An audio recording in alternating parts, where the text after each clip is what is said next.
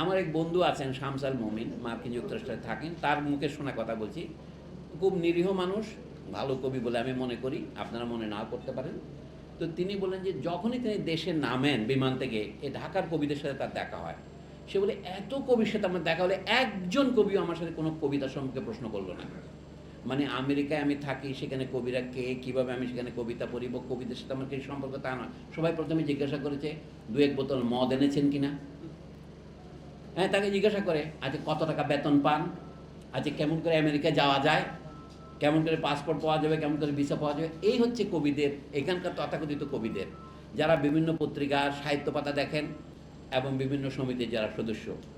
তো এই কথা শুনে আমার মনে খুব ব্যথা হলো যে আমাদের দেশের লোকেরা কবিতা নিয়ে আলোচনা করে না।